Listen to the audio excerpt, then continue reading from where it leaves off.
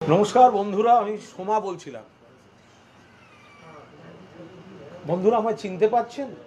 আরজি করের ঘটনার পর আমার রহস্যময় কণ্ঠ, আমি সোমা বলছিলাম। আমাদের এই বিপুল চক্রান্ত, বিপুল অপপ্রচার, বিপুল কুৎসা ব্যর্থ করে দিয়ে তৃণমূল কংগ্রেসের প্রার্থীরা 6টার মধ্যে 6টা আসনে জয়ী হয়েছে।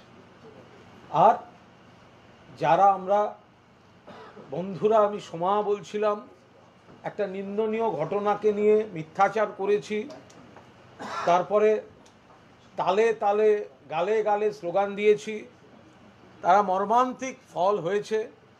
এবং সেটা দেখে অরিজিৎ সিং এখন গাইছেন, আর কবে আর কবে আর কবে সিপিএম শূন্য থেকে 1 হবে।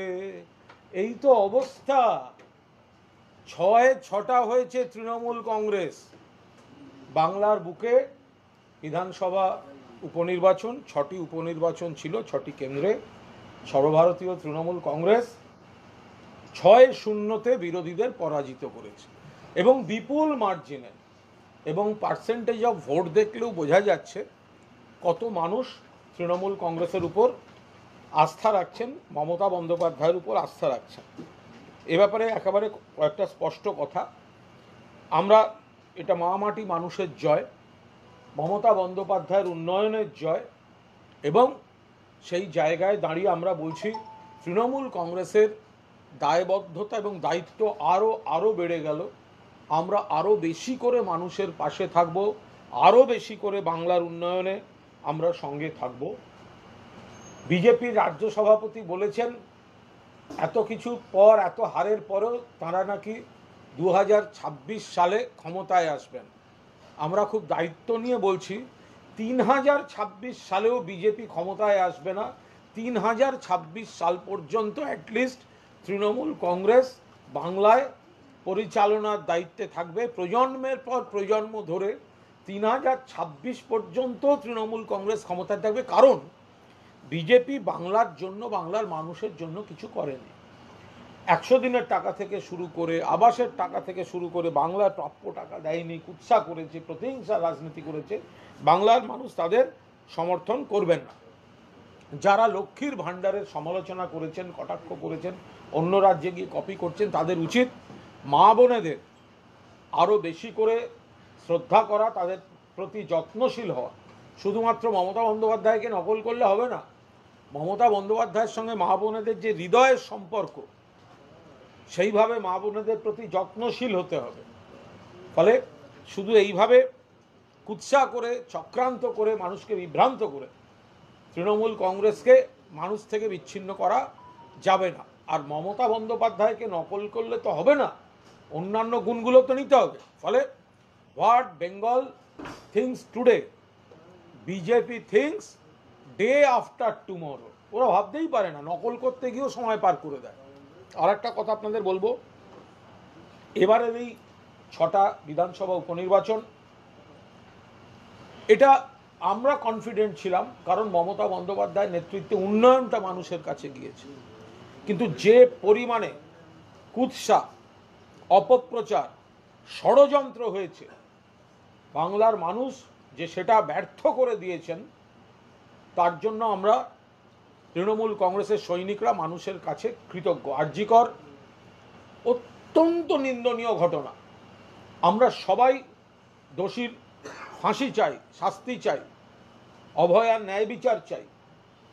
কিন্তু কলকাতা পুলিশ 24 ঘন্টার মধ্যে অ্যারেস্ট করার পরেও যেভাবে লাগাতার মিথ্যাচার হয়েছে, ফেক অডিও, ফেক ভিডিও, 150 গ্রাম ডক্টর বিচিত্রবীর্য গোস্বামী, এরা যা চালিয়েছেন এবং মানুষের আবেগকে বিভ্রান্ত করা হয়েছে, একাংশের মিডিয়া, সোশ্যাল মিডিয়ায় মিথ্যাচার, তারপরে দাঁড়িয়ে মানুষ এটা বিশ্বাস করেছেন সমাজে খারাপ ঘটনা ঘটেছে। তৃণমূল কংগ্রেসও এর বিরুদ্ধে, মমতা বন্দ্যোপাধ্যায়ের পুলিশই একে অ্যারেস্ট করেছে। এই কুৎসিত ঘটনা সিপিএম জমানায় আরও বেশি হয়েছে, বিজেপি শাসিত রাজ্যগুলোতেও অনেক হয়। ফলে বিরোধীরা যে ন্যারেটিভটা তৈরি করতে গেছিল বাংলার মানুষ তাতে সাড়া দেননি।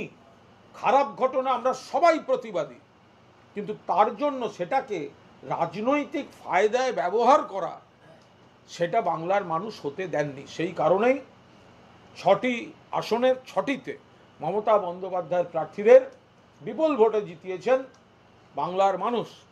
পাশাপাশি এই আর.জি. করকে কেন্দ্র করে এই বামেরা যে কুৎসিতভাবে অপপ্রচার যা শুরু করেছিল, দেখেছেন তাদের ভোটের পার্সেন্টেজটা, লজ্জা করে না?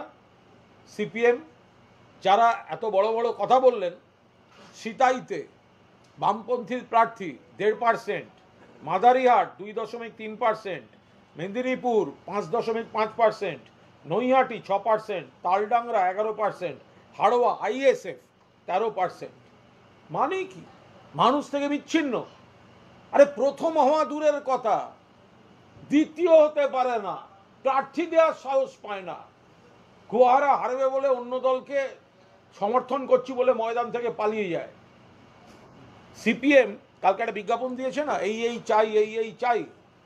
ওদের উচিত ওটাকে আর একটু অ্যামেন্ড করে প্রথম বিজ্ঞাপনটা একটা রাজ্য সম্পাদকও চাই। কারণ যে সিপিএম শূন্যয় থাকে, আরে অরিজিৎ সিং এর গানটা আর একবার গান না, আর কবে আর কবে আর কবে সিপিএম 0 থেকে 1 হবে। লজ্জাও করে না। 6টাতে একটা মাত্র সিপিএম এর ক্যান্ডিডেট, 4টে বামফ্রন্টের ক্যান্ডিডেট, একটা আইএসএফ, একটা সিপিআইএমএল, থার্ড ফোর্থ। সিতাইতে বোধহয় কংগ্রেস বেশি ভোট পেয়েছে বামফ্রন্টের প্রার্থীর থেকে, সর্বশেষ আমি বলতে পারবো না। ফলে এই আর.জি. করকে কেন্দ্র করে যারা মিথ্যার রাজনীতি, কুৎসার রাজনীতি, বিকৃত রুচির রাজনীতি করেছে, এই সিপিএম এগুলোকে চিনে রাখুন, এইগুলোকে চিনে রাখুন। দেখলে জিজ্ঞাসা করুন, কুৎসাকারীর গালে গালে, বাকিটা ভেবে নেবে। আপনি তো খারাপ কথা বলছেন না, আমিও বলছি না। চক্রান্তকারীর গালে গালে, খুব ভালো লাগছিল তখন, হ্যাঁ, নেচে নেচে নেচে নেচে, কুৎসাকারীর গালে গালে, বাকিটা কি কমরেডরা বলে নেবেন, শূন্যস্থান পুরো করে নেবেন। চক্রান্তকারীর গালে গালে, মিথ্যা প্রচারকারীর গালে গালে। যা দেখুন, আর.জি. করের কুৎসিত ঘটনা কেউ সমর্থন করে না। মমতা ব্যানার্জি, অভিষেক ব্যানার্জিও কড়া ভাষায় বলেছেন ফাঁসি চাই। সেখানে আপনারা একটা জিনিস দাঁড় করাচ্ছিলেন যে বানতলা, ধানতলা, কোচবিহার ধর্ষণ খুনের এই সিপিএম, যারা সিপিএম জমানার ধারক বাহকরা, তারা সাধু সেজে এই সরকারকে, মুখ্যমন্ত্রীকে মেলাইন করা হচ্ছিল। মানুষ সেটা অনুভব করেছেন। হ্যাঁ, খারাপ ঘটনা, সরকার ধরে নিয়েছে, পুলিশ ধরে নিয়েছে, হ্যাঁ খারাপ ঘটনা। এগুলো তো বাম জমানাতে বেশি হতো। হ্যাঁ, খারাপ ঘটনা, এগুলো তো বিজেপিতেও হয়। তাহলে খারাপটা শুধরাতে পারে তৃণমূল কংগ্রেসই, মমতা ব্যানার্জির পার্টি শুধরাতে পারে। সেই আস্থা থেকে মানুষ ভোট দিয়েছে। সিপিএম এর যা অবস্থা, আরে প্রথম ছেড়ে দিন, দ্বিতীয় হওয়ার জায়গায় নেই। সিপিএম কই? আইএসএফ কে ব্যবহার করতে হচ্ছে, তাও দ্বিতীয়। মানে কি? ভোটারের পার্সেন্টেজ অফ ভোটের ডিফারেন্সটা দেখবেন, ডিফারেন্সটা। বাংলার মানুষ 6টা আসনের 6টাই মমতা বন্দ্যোপাধ্যায়ের হাতে তুলে দিয়ে প্রমাণ করে দিলেন পূর্ণ আস্থা মমতা বন্দ্যোপাধ্যায়ের উপর আছে, তৃণমূল কংগ্রেসের উপর আছে, এবং বিরোধীদের উপর কোনো ভরসা নেই। ভারতীয় জনতা পার্টি এক একজন এক এক রকম বলছেন। সুকান্তবাবু একরকম বলছেন, উনি সভাপতি, আর উনি সভাপতি থাকাকালীন ক্রমশ কমছে কমছে কমছে কমছে কমছে। তো ফলে ওনার উপর চাপ আছে, ওনাকে গাজর ঝুলিয়ে রাখতে হয়। পরেরটাই ভালো করব, আবার ডুবছে, পরেরটাই ভালো করব, আবার ডুবছে, পরেরটাই ভালো করব। হচ্ছে এইসব নাটক। দিলীপ ঘোষ বলছেন উপনির্বাচনে আমরা অতটা গুরুত্ব দিই না। লড়লেন কেন? গুরুত্ব দিচ্ছেন না, আগে বলে দিলেন না কেন? একজন বললেন আমাদের তো দিল্লির নেতারা আসেন না এগুলো, তার মানে গোটাটাই আপনাদের দিল্লি ভরসা। আমাদের তো কই দিল্লির নেতা লাগছে না। ইভেন মমতা বন্দ্যোপাধ্যায় মুখ্যমন্ত্রীও উপনির্বাচনে প্রচারে যাননি। রাজ্য নেতৃত্ব, স্থানীয় নেতৃত্ব, কর্মী, সমর্থক, বুথ কর্মীরা, তারা ভোট করেছেন, তাতেই আপনাদের এই অবস্থা। তাহলে আগে বলে দিলেন না কেন হারবো? হারার পর কত রকম ছুতো দেয়া যায়। কেন্দ্রের নির্বাচন কমিশন ভোট করেছে, কেন্দ্রীয় বাহিনী দিয়ে ভোট হয়েছে।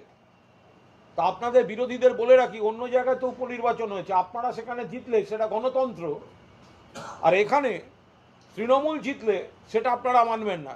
আপনারা কি মানলেন কি না মানলেন কি আসে যায়? বাংলার মানুষ আশীর্বাদ করেছে, স্বীকৃতি দিয়েছে, 6টার মধ্যে 6টা সিট তৃণমূল কংগ্রেসের হাতে তুলে দিয়েছেন। আমরা মানুষকে ধন্যবাদ জানাচ্ছি। মুখ্যমন্ত্রী ইতিমধ্যেই বলেছেন যে আমরা জমিদার নই, আমরা মানুষের পাহারাদার।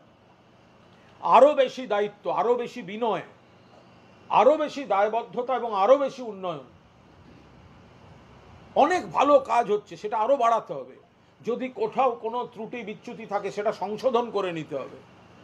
মানুষ তৃণমূলের এই মানসিকতাকে, অর্থাৎ আরও উন্নয়ন এবং ভুল ত্রুটি থাকলে সংশোধন করে নিয়ে নতুন সুন্দরভাবে সেই ভুল ত্রুটি ক্ষয়ক্ষতি মেরামত করে নেওয়া, তৃণমূলের এই দৃষ্টিভঙ্গিকে বাংলার মানুষ গুরুত্ব দিয়েছেন। ফলে সেই জায়গায় দাঁড়িয়ে এবারের এই জয়, এটা এত অপপ্রচার, মিডিয়ার একাংশ, সোশ্যাল মিডিয়ার কুৎসা এবং বিরোধী দলগুলির এত নিম্নমানের, নিম্ন রুচির মিথ্যা তথ্য দিয়ে যে অপপ্রচার, মানুষ যে তাতে কর্ণপাত না করে বাস্তবের ওপর এবং মমতা বন্দ্যোপাধ্যায়ের উন্নয়নের উপর ভরসা করেছেন, আমরা তাই আবার বারবার মানুষকে, মামাটি মানুষকে ধন্যবাদ জানাচ্ছি, কৃতজ্ঞতা জানাচ্ছি, প্রণাম জানাচ্ছি। মাদারিয়ার সব থেকে বেশি ইন্টারেস্টিং জায়গাটা ছিল এবং সবার নজর ছিল, আপনি উল্লেখ করেছেন যদিও বিভিন্ন আসনের কথা, প্রাক্তন সাংসদ বিজেপি জন বার্লা বলছেন যে বেশি অহংকার হয়ে গিয়েছিল, কারোর সঙ্গে যোগাযোগ নেই, চা বাগানের লিডারদের সঙ্গে যোগাযোগ নেই, কলকাতা থেকে বসে সিদ্ধান্ত নিচ্ছে, ওয়ান আর্মি হয়ে গেছে, তার জন্য এই অবস্থা। আপনারা সহমত? বিজেপির ভেতরে যে কি বেহাল অবস্থা, বিজেপির নেতা জন বার্লাই তো সেটা বলে দিচ্ছেন। ফলে বিজেপি সম্পর্কে আমরা যেটা বলে থাকি, আমরা কি বলেছিলাম যে মাদারিহাট বলুন বা ওই এলাকার কিছু কিছু জায়গায় কিছু কিছু মানুষকে কিছু কিছু সময়ের জন্য বিভ্রান্ত করে কিছু ভোট পেয়েছিল বিজেপি, কিন্তু ক্রমশ বিজেপির আসল কঙ্কালটা সেখানকার মানুষ দেখতে পাচ্ছেন এবং উন্নয়ন এবং উপকারটা যে তৃণমূল কংগ্রেসের সরকার করছে, মমতা ব্যানার্জি করছেন, সেটা তারা বুঝতে পারছেন। এবং বিজেপির মধ্যে একটা অগণতান্ত্রিক পরিবেশ, গোষ্ঠীবাজি, সেখানে নানা গোষ্ঠীর বিভিন্ন ধরনের কাণ্ড কারখানা, জন বার্লা নিজেই খোলাখুলিভাবে সেগুলো বলে দিচ্ছেন, এগুলো তো বাস্তব। ফলে যারা কিছু সময়ের জন্য বিভ্রান্ত হয়ে বিজেপিকে ভোট দিয়েছিলেন, তারা আবার তৃণমূল কংগ্রেসকে ভোট দিচ্ছেন। বলছেন যে উপনির্বাচন বলে আমরা হারলাম, সাধারণ নির্বাচন আরে সাধারণ নির্বাচনে তো 21 সালে আবকিবার দোসোপার বলে নরেন্দ্র মোদী, অমিত শাহ ডেলি প্যাসেঞ্জারি, তৃণমূল কংগ্রেস থেকে স্পেশাল ফ্লাইট পাঠিয়ে কিছু নেতাকে নিয়ে যাওয়া, গেল রব তোলার পরেও তো তৃণমূল 200-র উপর পেয়েছে, জিতেছে তো নির্বাচন, পঞ্চায়েত নির্বাচন, একটা জেলা পরিষদও বিজেপি পেতে পারেনি, লোকসভা নির্বাচন, আবার তৃণমূল কংগ্রেসের সাংসদ বেড়ে গিয়েছে, বিজেপির কমে গিয়েছে। তো ওনারা শাক দিয়ে মাছ ঢাকার কেন চেষ্টা করছেন? নির্বাচন হোক বা উপনির্বাচন, লোকসভা বা বিধানসভা, পঞ্চায়েত বা পুরসভা, উপনির্বাচন বা নির্বাচন, ওনারা হারছেন। আর তাই যদি হয় তাহলে প্রচার করতে গেলেন কেন? প্রচারে গিয়ে তখন বলে এলেন না কেন যে না এগুলো আমরা গুরুত্ব দিচ্ছি না? তখন তো বলেছেন আমরা জিতে দেখিয়ে দেব, তখন তো পদযাত্রা করেছেন, তখন তো জনসভা করেছেন, তখন তো মানুষের কাছে ভোটের প্রচার করেছেন। নাচতে না জানলে উঠোন বাঁকা, নাচতে না জানলে উঠোন বাঁকা। একটা হেরো পার্টি, হারের পর ছিচকাঁদুনি ভাই কেঁদে কি লাভ? তোমরা যে উপনির্বাচনে গুরুত্ব দেব কি দেব না, তাহলে উত্তরপ্রদেশে উপনির্বাচনে যদি কোথাও বিজেপি জিতে থাকে তাহলে একই কথা বলো তোমরা, সেটা হলে বিজেপি জিতেছে। আর এখানে তৃণমূল 6-6 হয়ে গেলে আমরা গুরুত্ব দিই না।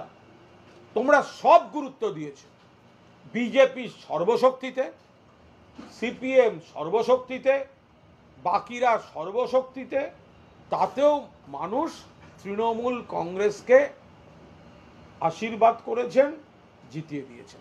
আর্জিকর ইস্যুতে বামেরা তো পুরো ঝাঁপিয়ে পড়েছিল, আর্জিকর ইস্যুতে বামেরা তো পুরো ঝাঁপিয়ে পড়েছিল, কিন্তু তারপরেও নির্বাচনী ময়দানে তারা কোনোভাবে ধরাছোঁয়ার মধ্যে আসছে না কেন? কারণ নির্বাচনী ময়দানে তারা কোনোভাবেই মানুষের সঙ্গে যোগাযোগ নেই।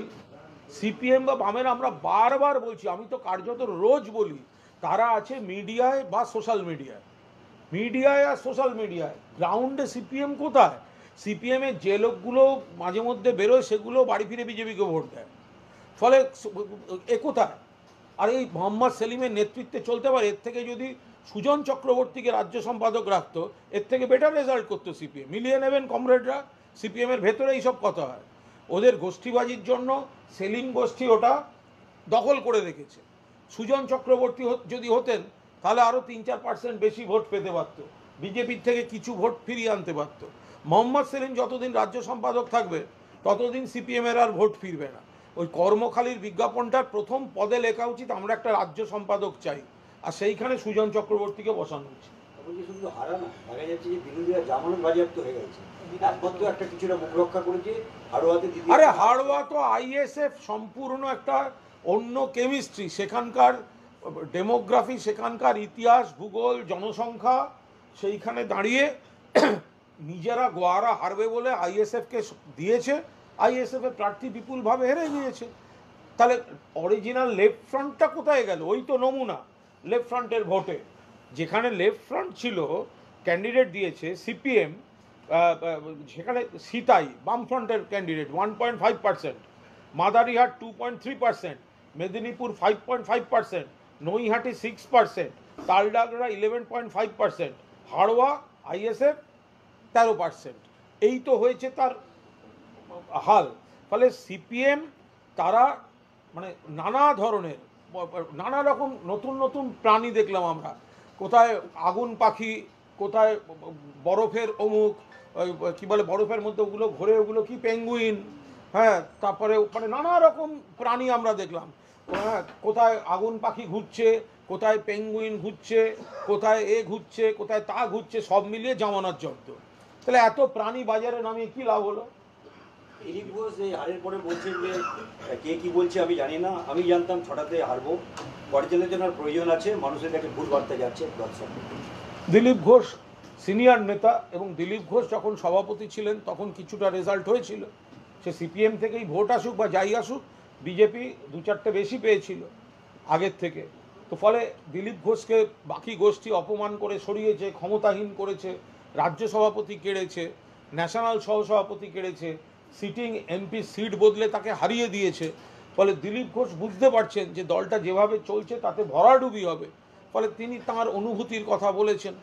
আমরাও বলছি justice for Dilip Ghosh.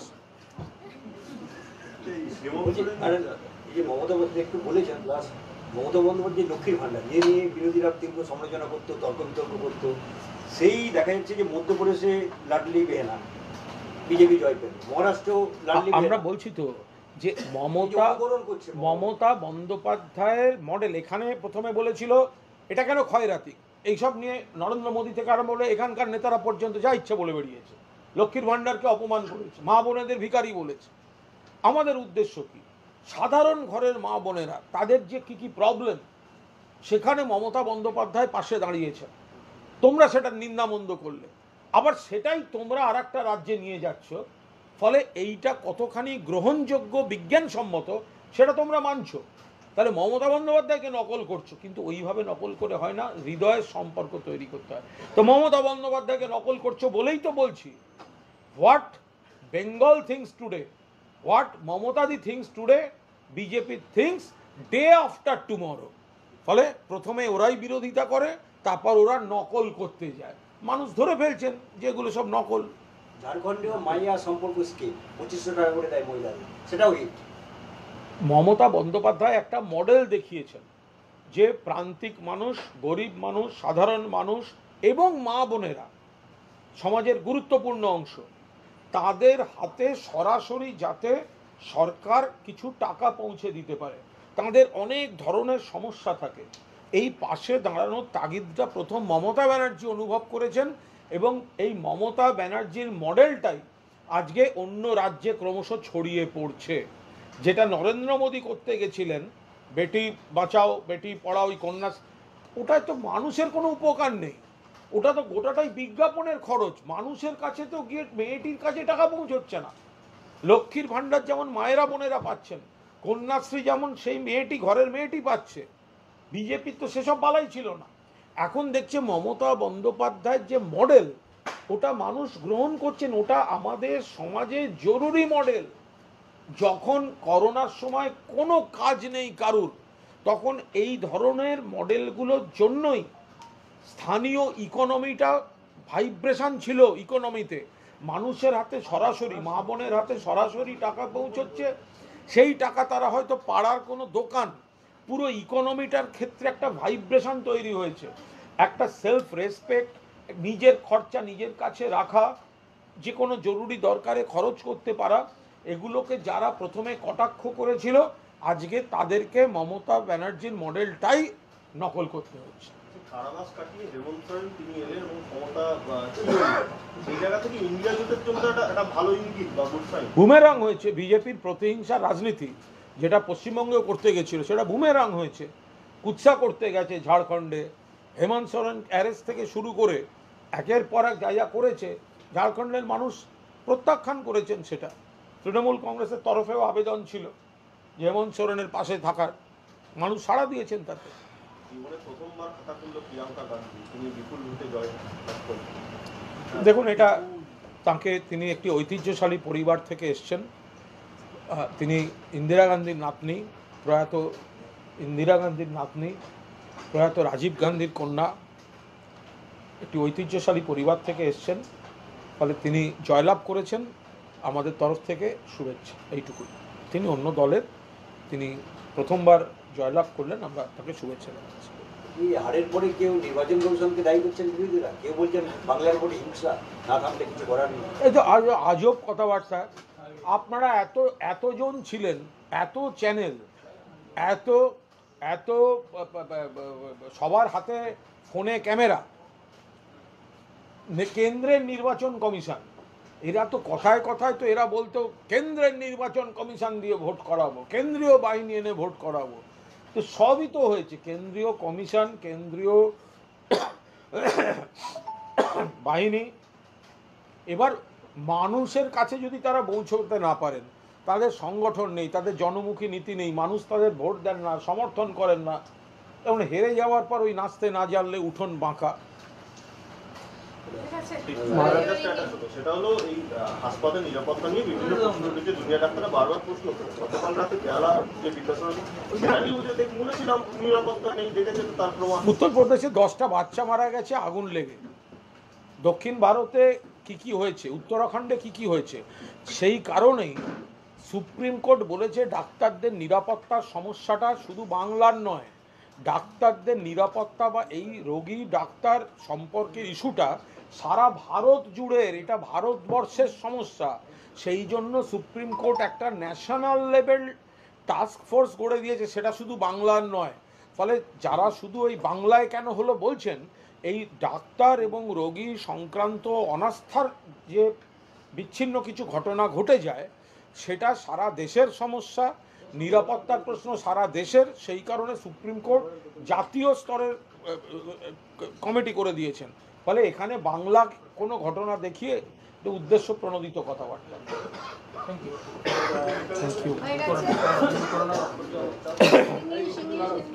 You. দেবো বলো,